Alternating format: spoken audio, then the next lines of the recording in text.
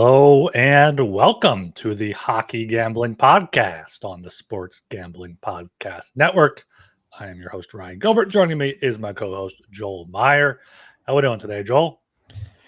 A lot better than last night, thanks to the tennis results today. I didn't really care about the Demonor Jack Draper matchup, but Karolina Mukova, she beat Beatriz Haddad Maia from Brazil. So I got the 12-1 quarter ticket there. So thank God we got something good to happen in these quarterfinals. And yeah, we got the Sinner Medvedev match coming up. I think that's the latest match of the night. Prime time. That's going to be awesome. That was the Australian Open final, of course. Went to 5 sets. I think Sinner's getting a little bit too much respect at minus 300. So if you want a little bet on Medvedev at plus 250 or so, I would not discourage that. But for myself, whoever wins that, that's what I'm cheering for the rest of the tournament, because our guy, Grigor Dimitrov, did not have it last night and in the end got hurt like he always does. But he's 33 years old, so that's what happens. So, yeah, let's go Mukova. Let's go Czech. We're not calling it Czech yet. We're calling it Czech. So we're doing well today. How about you? Yeah, doing good. This is my off day. I had to work Monday, so this is my Labor Day holiday off. Had a hot dog earlier, growing it up. So yeah, just enjoying my off day. Getting back into the swing of things here with hockey. Yesterday we went over the Sharks and the Ducks and talked about all the news. The Gaudreau, Draisaitl, Krug. You gave a little Demko update as well. So if you didn't listen to that, it's not just Sharks and Ducks, another two shitty teams. Make sure you go back and listen to that with all the news there as well. But yeah, I'm doing good.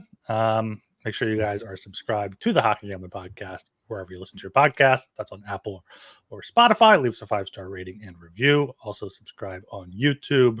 We go live there for every show. Try to give you some at least a day's warning in advance. Going to try to do that for this season for the upcoming shows via the schedule. So make sure you check that out. Get in the chat as well. Always a fun time. And follow on Twitter at HockeySGPN.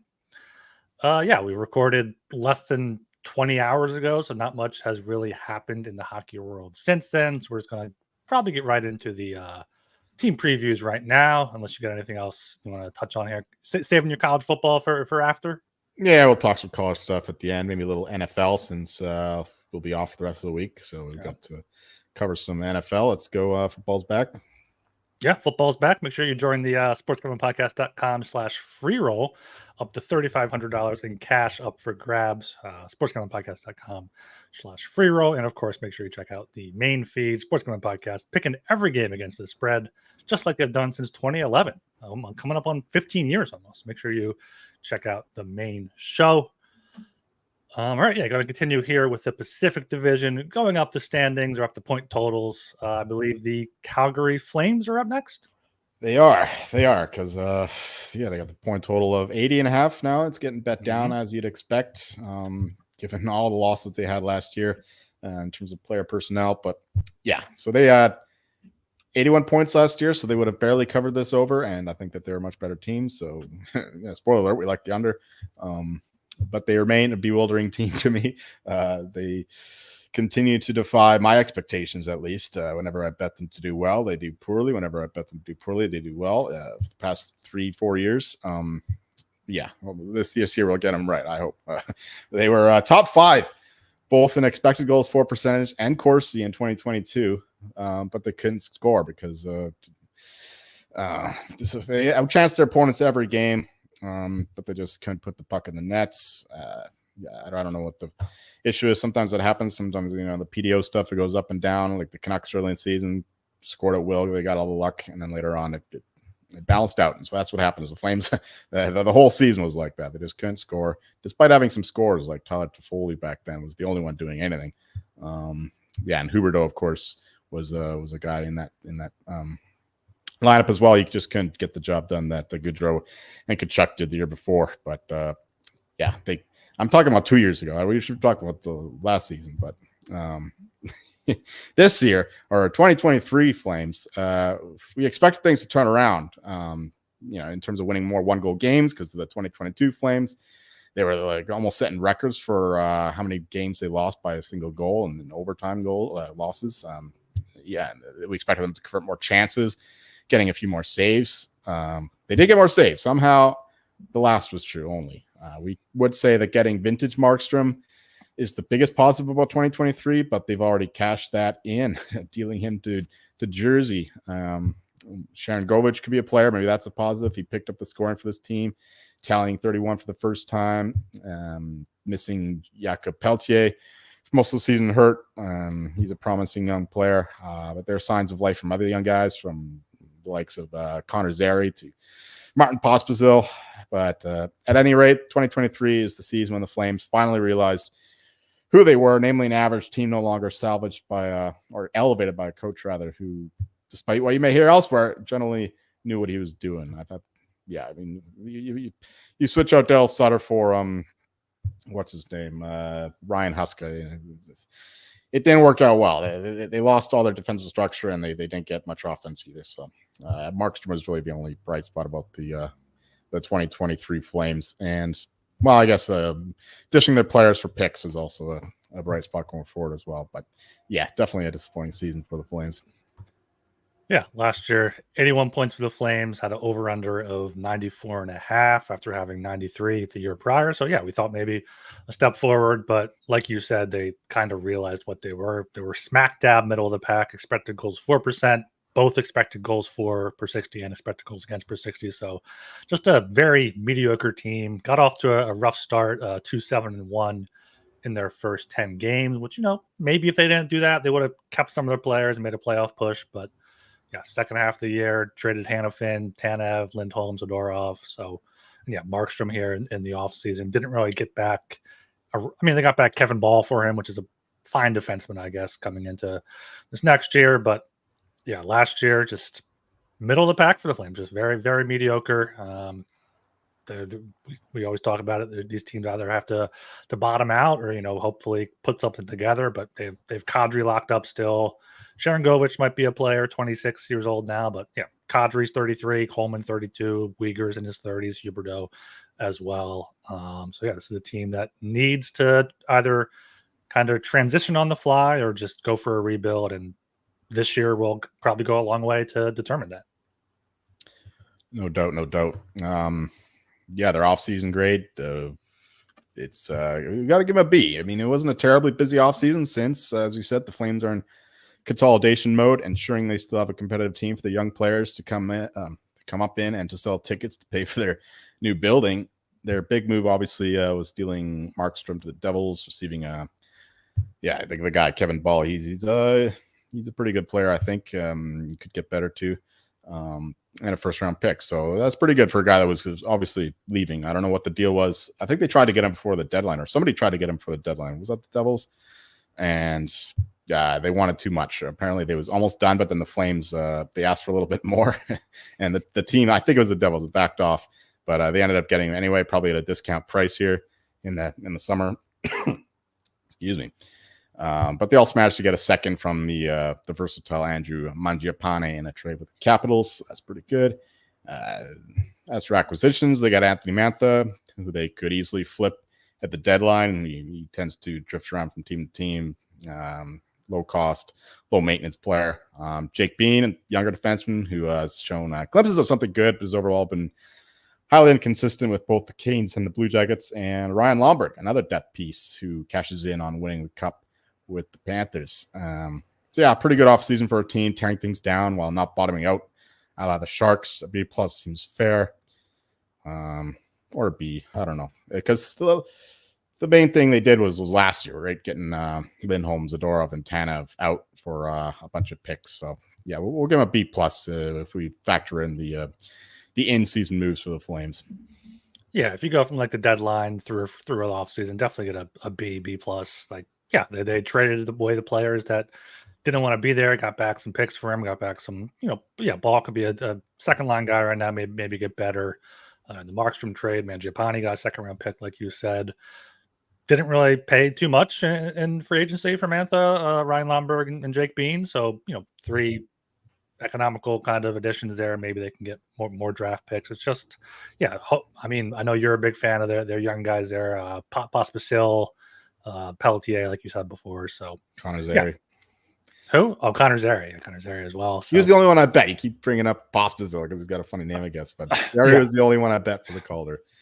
And yeah, but and then yeah, Dustin Wolf is, I guess, kind of their biggest offseason move by trading Markstrom. They're giving him the reins in net. I think he won awards in juniors or the AHL, so he's a possibility for the Calder, but have to see what the Flames defense does in front of him.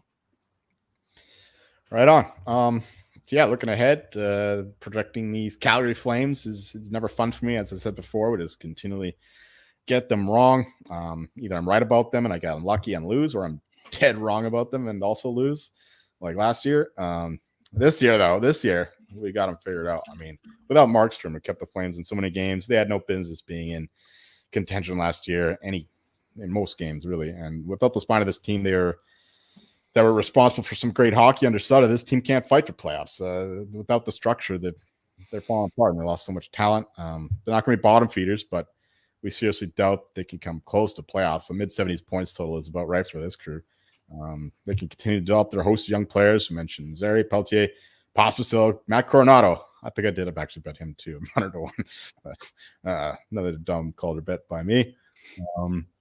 And yeah, even Dustin Wolf in a competitive environment, maybe he's more protected this year if they can find some structure. But without the top end skill to threaten legitimate playoff teams, it's going to be a struggle. So we suspect this will be an over team as well if Huska doesn't adjust the way he runs his team, especially now that Markstrom isn't back there to mask many of their defensive deficiencies. So yeah, I mean, especially in the Pacific, like the Battle of Alberta should be lots of goals, plenty of goals in those games. And we mentioned the Sharks. I think they're going to be over teams. So there'll be a few games between them and the Flames.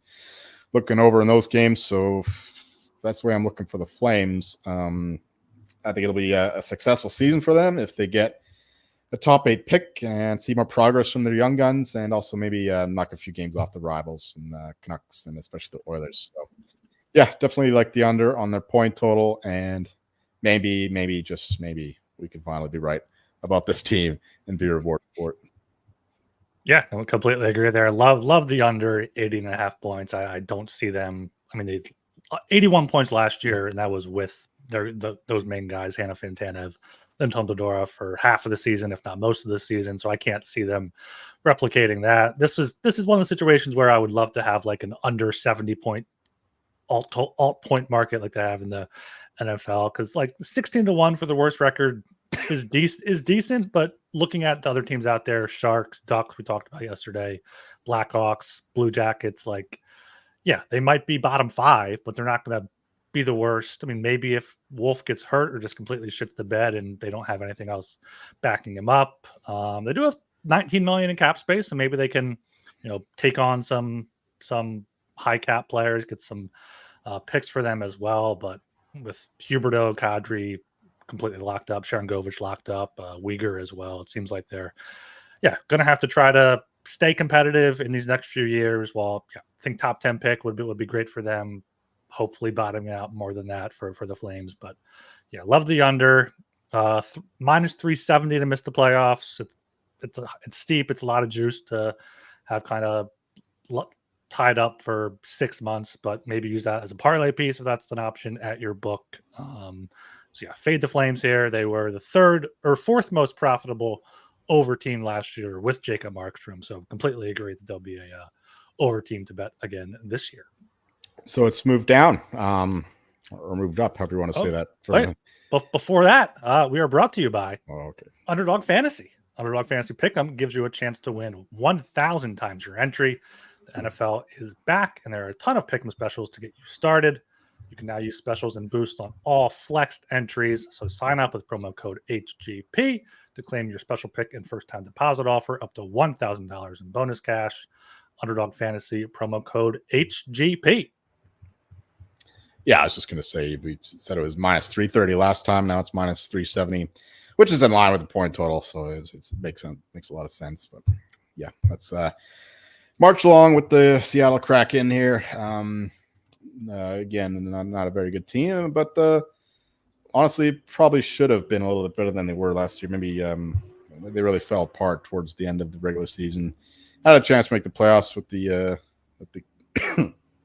Kings and Knights struggling there towards the end, but in the end, just finished well out of it because they had that terrible losing streak. But yeah, it was a highly disappointing season after achieving 100 points and making a good run in the playoffs. The previous one, this was really the season that witnessed the things which Coach Dave Haxtell has criticized for in the past, namely a failure to generate enough offense. The Kraken scored a measly 217 goals. Only the Blackhawks, Sharks, and Ducks scored fewer. Not great company to be in. They were 8th best in expected goals against, but 8th worst in expected goals for. They were also 3rd worst in high danger shots. They had 6 20-goal scorers in 2022, including 4 from Jared McCann, but only 2 in 2023. Their highest being McCann again, but now it's just 29. Matty Beniers had a typical sophomore slump, scoring 9 fewer goals in his rookie season and not creating much offensively either.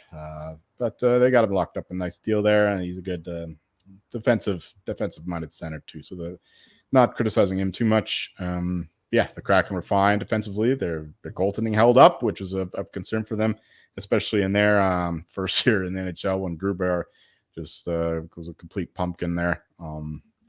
Their inability to score is why they finished comfortably outside of a playoff spot.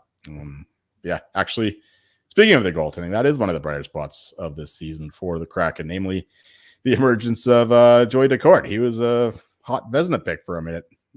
Never going to win it, of course, but he did play 50 games and finished 4th in the goal saves above the average stat. So that's at least something they could build around going forward. So if he keeps playing like that, and with Grubauer, just being he's solid, maybe he'll be the backup for Joey Daccord full time. So not a lot to take away from this season. Just couldn't score, much like the Flames 2 years ago. And Joey Daccord is an interesting one. They can build around him. So disappointing season because they made it to the second round the year before and then pushed the Stars to 6 games, I think. And they just could capitalize on that momentum and took a step back and, of course, fired the coach. And we'll see what the new era brings for the Crack. Yeah, they had the Dave Haxtell effect last year. It had to come to a screeching halt at some point. That happened last year with Dave Haxtell. I thought maybe they should have fired him in season, but they waited for the end of the season, I believe. Brought up Dan Bilesma, which I think is going to be a big addition. We'll get to that when we get to the offseason. But yeah, last year, smack dab, middle of the pack, expected goals 4%, bottom 10 expected goals for, top 10 expected goals against. So solid defensively. And yeah, you said it. Joey Daccord really was the bright spot for them. 916 save percentage, 2.46 goals against average. So hopefully they give him a chance to be the number one, even though Grubauer's paid a lot more. I think last year was only disappointing though because of the year prior, which, expansion team, a few years into the league, we saw the Golden Knights be able to kind of be competitive right away. And we thought maybe the Kraken, but I think going into last year, the Kraken had some potential, but the sophomore slump from Matty Beniers, keeping Shane Wright in the AHL, not really adding too much and seeing just regression from a bunch of their guys definitely hurt them. Finished with 81 points with an over-under of 92.5, so pretty clearly under there for the Kraken. Pacific Division was kind of pretty much top half, bottom half last year with the top 4 teams making the playoffs, bottom 4 teams 81 points or less.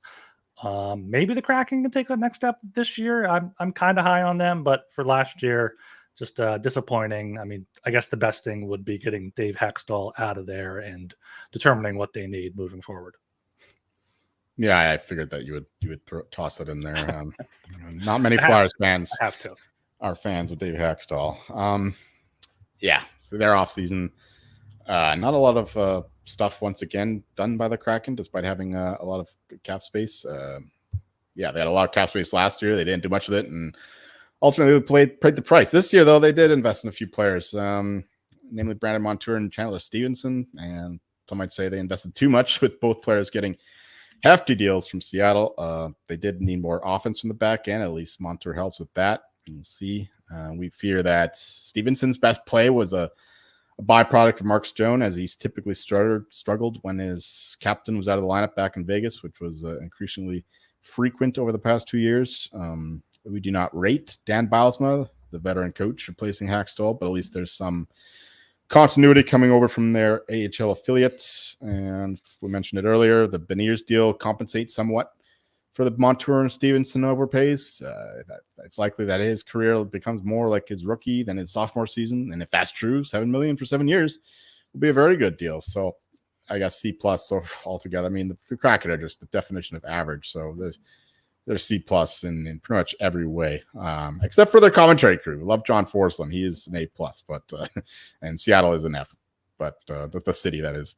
But the Seattle Kraken, they're thoroughly C+, just totally average and mediocre. And their offseason exemplifies that.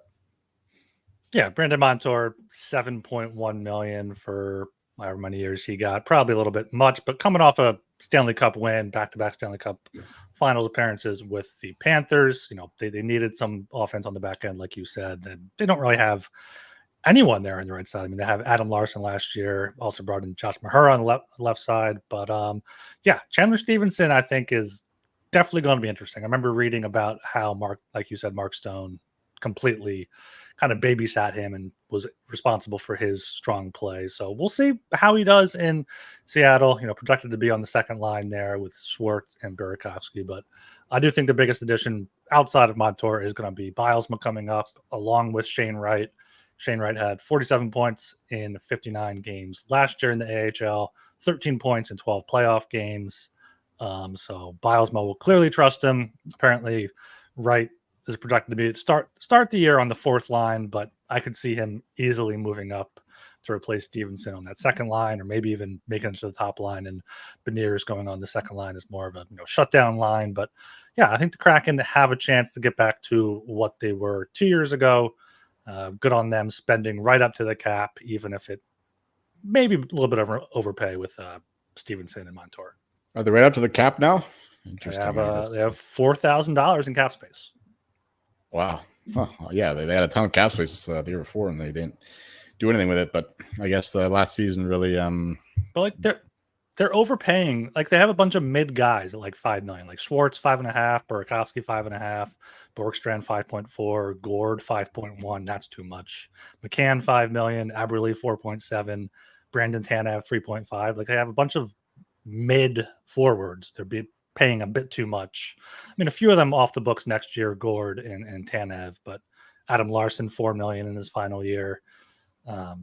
So they're still very much building their franchise up. Yeah, the only one that really inspires me is McCann at only 5. Like, he's their best scorer by far, and that's a pretty good deal. But otherwise, yeah, there's no stars in this team, and it's hard when you're a franchise team. You got to take the misfits from other clubs and whatnot, and you got to draft the stars because it's hard to find a star in free agency or through trading. So yeah, they hope to find a diamond in the rough there, or maybe just a couple bad seasons. That's how they get their start. But yeah, for the foreseeable future, it's going to be a lot of mediocrity. But didn't really do well, especially after teams were hesitant to do anything after the Golden Knights. Just their expansion draft was great. So Kraken were kind of in a hard spot there with teams not willing to give them extra picks or players to take or avoid somebody.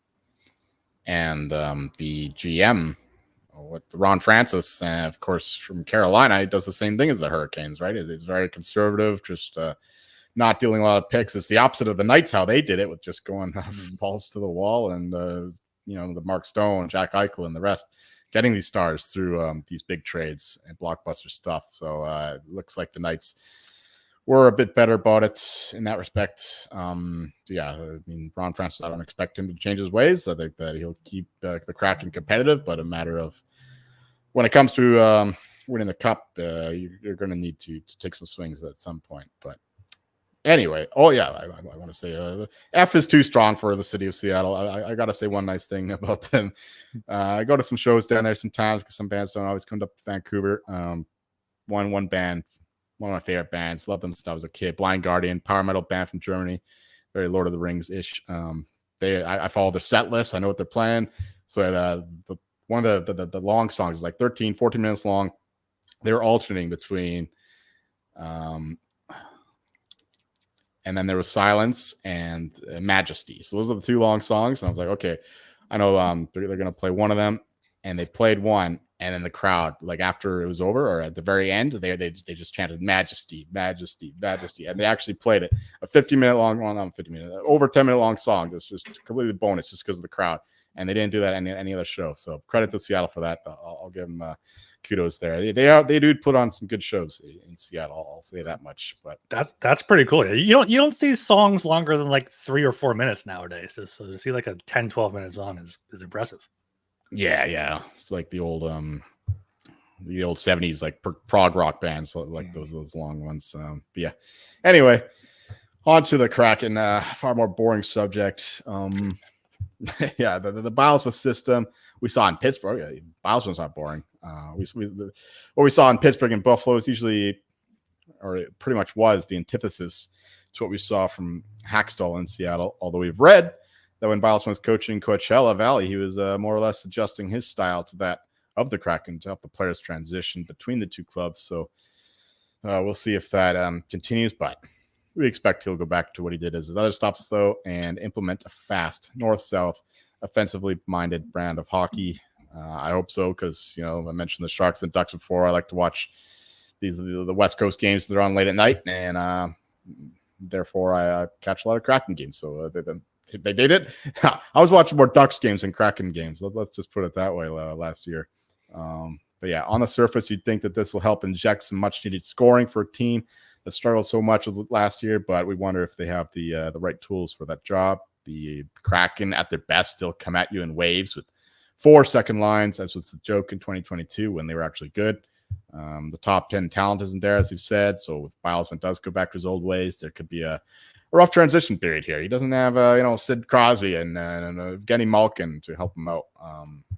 Yeah, maybe the scoring improves, but their solid defensive numbers go way down. We will see. I expect that to happen. But yeah, this is not a team we are considerably high on, nor are we low on them. I mean, this is more of a wait and see approach. We haven't bet them in any market at all, good or bad. Maybe we can get some good lines on overs in their games early on before the market catches on. But this is a different team than last year, and maybe there'll be a bit of regression of Joey the goalie. But we'll have to see how they plan to play this season. Maybe this is one team to follow in the preseason a little bit. If you are following that shit, you can see how they're playing, and maybe they implement or try to implement new things. So this is a one you maybe want to keep an eye on, like beat writers, see how they're saying about this team, so you can get some early overs in the October games. Yeah, I really want to like this Kraken team this year. I mean, I think they're going to overperform. I think they're going to get close to that 87.5 points they're at, maybe 90 points. They're plus 165 to get, but plus 170 to make playoffs. It's just tough in the Pacific. Like Vancouver, Edmonton, Kings, Vegas are all clearly ahead of them. The Kraken are clearly 5th best, at best. And maybe the Kings or Knights fall off a bit. But yeah, these lines I like. They have, once again, looks like they have 4 second lines. Ty Cartier, I think, could be a surprising guy. He had a good run with the Kraken, I believe, during their playoffs, or had a few good games there and went back to not being too great last year with the Kraken, but maybe getting Dan Bilesma up there could help them. Grinded out team, but it will come down to the goaltending. And I didn't realize Joey Decord, or apparently according to Elite Prospects, aka Joel Decord, is 28 years old. I know goalies develop kind of slow and later, but only having last year being his best season, and maybe that was a kind of an aberration, and maybe we'll see if he takes a step back, and if he does, the Kraken definitely aren't going to make the playoffs, definitely aren't going to reach that 87.5 points. But I think having 81 points last year, Bilesma can add a few wins on his own to get up to 87.5. Beniers hopefully have a bounce back season, and Shane Wright I think could be a good second line guy for them if he gets there. I guess he's not eligible for the Calder. Did he play too many games 2 years ago or something? No, he only has 16 career games, so I don't know why he's not in the Calder Trophy odds. I don't know if he's available there. Dan Bilesma for Jack Adams might be the way I would bet the Kraken. I found that at 25-1 at Bet Online. Not sure if he's better anywhere else, but if the Kraken make the playoffs, you have to think Dan Bilesma gets credit for that, especially after his success with the AHL team, sticking with the same franchise, coming up, building that team up. So that would be my way to bet the Kraken. Bilesma 25-1 for Jack Adams. But if you had to do a over/under, I would go with the over. Just think they make a playoff push this year, hopefully for Seattle's sake. Yeah, I was going to mention the Jack Adams thing.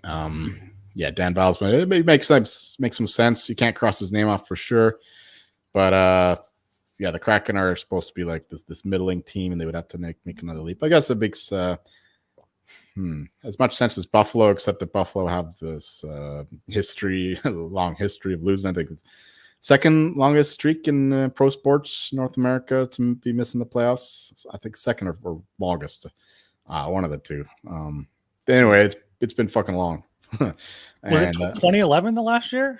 I don't know. I know they played the Flyers in 2011. They took them to 7 games. I don't know if they made it since then. It's been a long time. So yeah, the Sabres are a better candidate, I think, but they have around the same point total. So yeah, definitely do not hate Dan Bylsma to win this, even though they're tucked in the corner on the continent. That's not great, the East Coast bias thing and all that. But yeah, I definitely do not hate that bet. I was gonna say that, yeah, the East Coast bias does go against it, but I think Bylsma is a big enough name. He was, I think, USA hockey coach. He's Pittsburgh, Buffalo. Like he's won it before too. So like the writers already respect him. Here's one more thing in his favor. You know who he brought in as his assistant coach? Who did he bring in? The first female coach ever. Okay. So there's a strong narrative there. Like she'll get the peripheral credit. Yeah. So I'm interested in that. I might have to make that bet myself. That would be the way to play the Kraken, I think, because like I said all the time, the Jack Adams award market is just out of control. Like you got the wrong guy's favorite, and the prices are all over the place. So yeah, 25-1. I think you're gonna have to bet that. So credit to you for bringing that up. Yeah, but otherwise, just I expect them to be around this number, 88, 89 points. Just once again in that 8th seed, maybe, or right out of it. It's tough division now with maybe not the division, tough conference with the I expect the Central to get 5 spots, so they're gonna have to beat out the Kings and the Knights. Who's getting the 5th spot in the Central? Blues or Wild? Wild, man. I like the Wild. I like the Wild. Joel, I hate saying that. A huge Wild fan. Oh, yeah, shivers down my spine saying that. Yeah. So, like I said, that's the only bet I look at. Like you said, the Bylsma for Adams. Mm-hmm. All right, we are brought to you by Rhythm. SGPN's proud partner, Rhythm, is the #1 AI-powered sports betting platform that's helped provide bettors of all levels the ability to build custom predictive betting models in seconds and get predictions for betting on money lines, spreads, totals, and props. Build your own model, copy one of the top-performing models from the leaderboard, or press build a model for me. And Rhythm gives you predictions for every game and player prop, and also has a myriad of stats, research, and trend analysis to give you even more betting insights. Claim your 7-day free trial by going to sportsgamblingpodcast.com/rhythm. That's sportsgamblingpodcast.com/RITHMM. And make sure you check out Game Time. Great time to be a sports fan. Football coming back. Baseball still going on. Hockey, basketball right around the corner. Make sure you get in with Game Time. Prices on the Game Time app go down the closer it gets to the start of the game, with killer last-minute deals, all-in prices, views from your seat, and their lowest price guarantee. Game Time takes the guesswork out of buying MLB tickets. Last-minute tickets, flash deals, zone deals, lowest price guarantee, event cancellation protection, and job loss protection. All protects you with Game Time. So take the guesswork out of buying tickets with Game Time. Download the Game Time app, create an account, and use code SGPN for $20 off your first purchase. Terms apply. Again, create an account, redeem code SGPN for $20 off. Download the Game Time app today. Last minute tickets, lowest price guaranteed. All right, I pulled up the Kraken's Puckpedia page here, just because one of the things giving me pause about maybe betting positively on the Kraken is that they have a few pending free agents that they should be trading at the deadline. Yanni Gourde, he's overpaid, but if they retain half of it, a team can get him. He was with the Lightning, has kind of playoff experience for $2.5 million. Brandon Tanev, the same thing, modified no trade clause, but they could trade him. And on the back end, Adam Larson, or Borgen and Josh Mahura. He's has experience with the Panthers as well, so could see them trading off some of their pieces, which they might be okay with if Shane Wright and Cartier and Beniers take that step forward. But just be wary of that if you're looking to bet Seattle. Yeah, I could see that, but I think they have to be pretty bad anyway. So you're going to lose your bet anyway, even before that stuff happens. I mean, if they're in a playoff position, they're not going to be looking at trading these guys. Maybe if it's like close, then they start doing it. And if they're ruthless, like Ron Francis, I think would be that kind of guy to look at the macro impact, the long term of the club. So maybe if they're close, but that would be such a shot in the dick to the fans to do that to them. So I won't worry about that too much. If they're bad, then they'll trade them. If they're good, they won't trade them. And also like right now, Gord is projected to be third line center and Tanev fourth line winger. So like even if they do trade them, they might be able to remain in the playoff hunt. But yeah, we'll see. Yeah, we'll see. Oliver Bjorkstrand and Jaden Schwartz, they got some guys who are loved by the analytics community, but again, not a lot of top end talent. Yeah. All right, I think that's it on the Kraken. Got a big football weekend coming up, Joel. We're not going to be recording again until next week. I know you've been digging in college football, NFL, everything during the offseason. So what do you got? Yeah, good weekend for us. College football would have not great for the win totals. I mean, I'm losing every game where I have the over on one team and the under on the other. The team I have the over on are all losing, but not good for the win totals. But in terms of the bets, looking good. Oh, Georgia looked impressive as fuck, which is good. That's definitely my biggest position for the Natty. Bet Georgia. I think they're the best team in the country, and they will prove it in the playoffs. So yeah, it's been a fun weekend. Great games too. I mean, with the LSU USC final, Brian Kelly disappoints again. That was annoying. 5 straight season openers. I'm an LSU fan, for those who don't know. 5 straight season openers losses. Only 3 under Brian Kelly, so he doesn't deserve blame for all of them. But yeah, it sucks. And next week I got to go to Clemson, so it's probably going to be 6 if this team doesn't shape up. Anyway, it sucks starting a college football season with a loss. Although now it's a little easier because you can still make the playoffs with 12 teams, so that's good. But anyway, let's get to some bets here. I bet the Wolfpack, North Carolina State +8. I think that the overreaction here is a little much for Tennessee based on them just destroying some very terrible program, and NC State struggling versus a very terrible program. So they moved 4 points. I bet them or 3 points rather, at +4.5 in the summer, and now it's up to +8. So I bet them again. It's I think that one should be close. NC State, of course, a great home crowd advantage there, home field advantage, and yeah, I think there's just too much hype over Tennessee based on that limited sample size. So give me the Wolfpack. What else I bet here? Give me the Iowa Hawkeyes. They finally have an offense. I know it was only 6-0 at the half against again, I can't remember the names of these stupid teams that they're playing, but a bad team. They're only up 6-0, but then they blew them out in the third, fourth quarter, 40-0 final. They can finally throw the ball. They're 2 receivers, actually, not just tight ends, too. So maybe some hope for the Iowa offense this year. They're going against Iowa State in the there's some trophy for this, of course, with the Iowa Derby. But yeah, -2.5, -110. You can find that, pretty sure.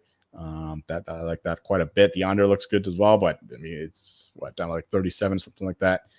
You're gonna be hoping that the Iowa offense doesn't improve there to cash that under. What else we got? We got the Oregon Ducks. This is another overreaction one. Boise State were originally taking +24.5, and now they're down around 18.5. So I love the Ducks here.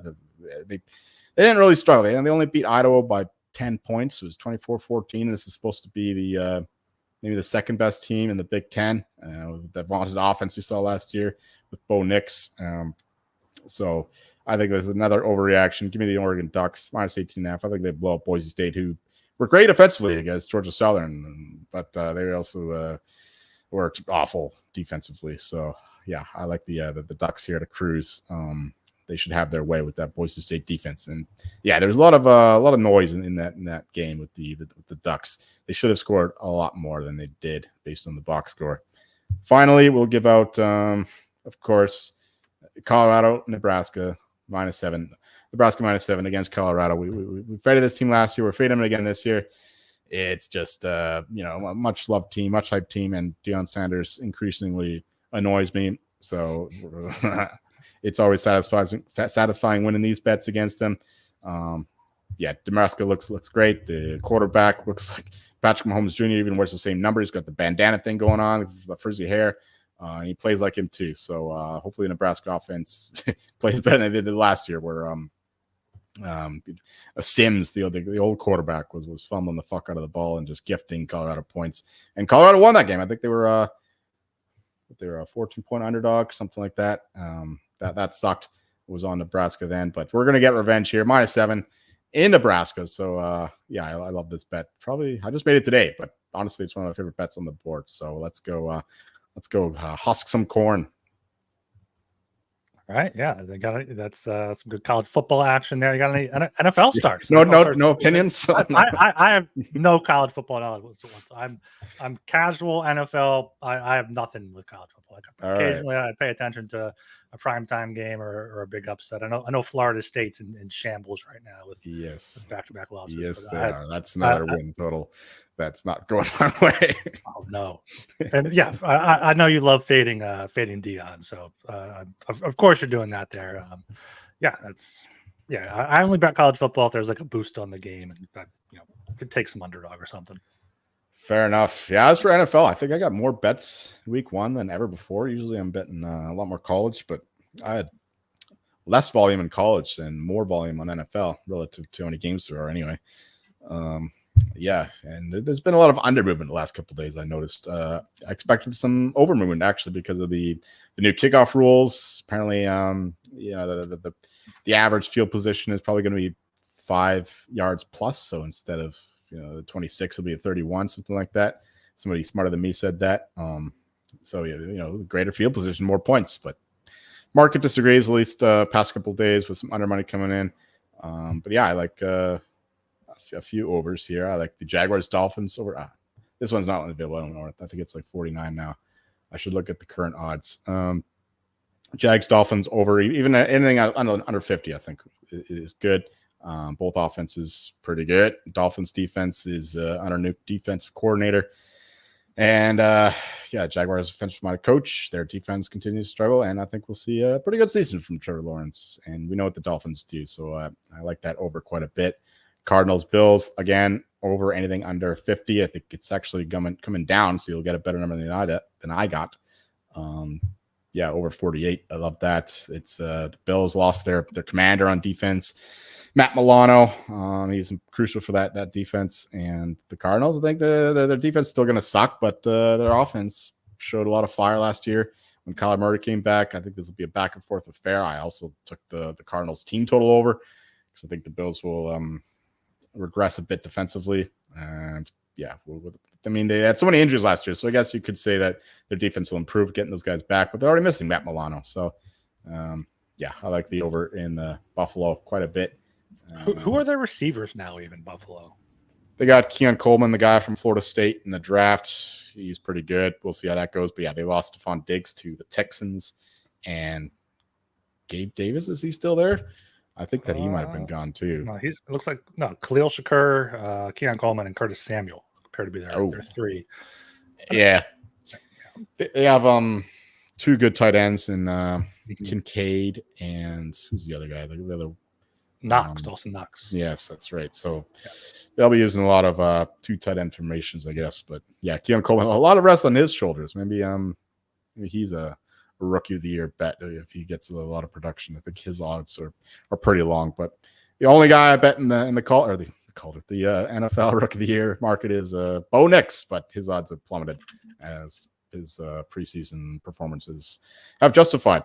So I got Bo Nix at 16-1. Hopefully the Broncos are good. I like their over 5.5 too. I think that they'll be competitive.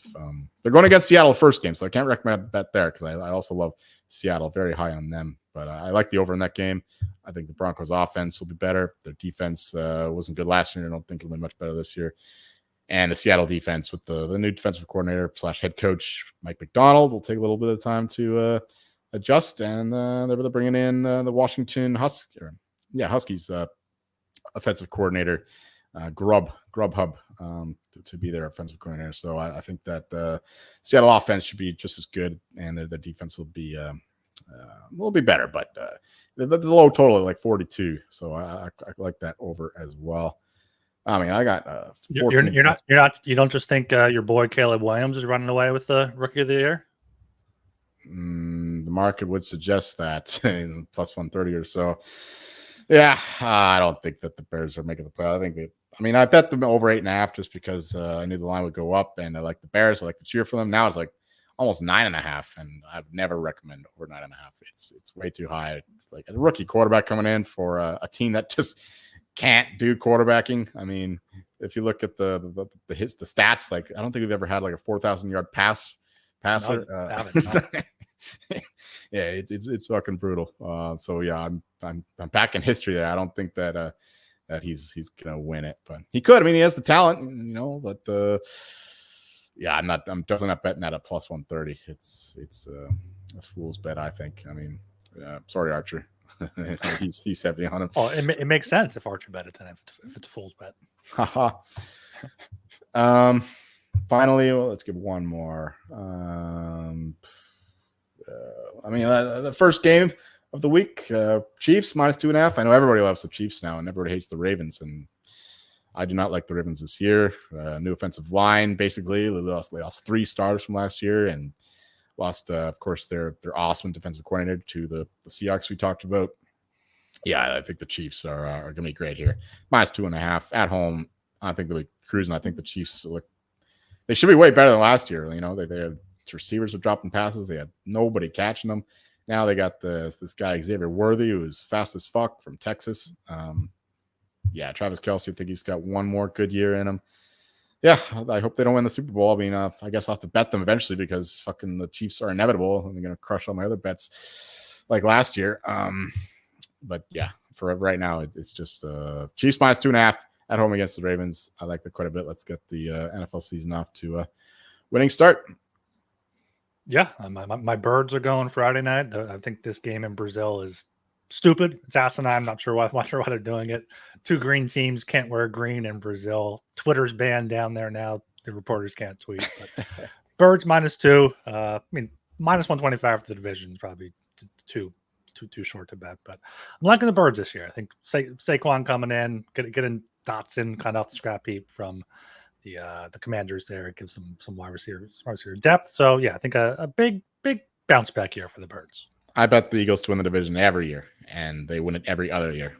So it works out because it's always plus money, right? I also bet that Eagles minus 2. That's pretty good. I hate the Packers. So any chance to fade the Packers, I'm all in.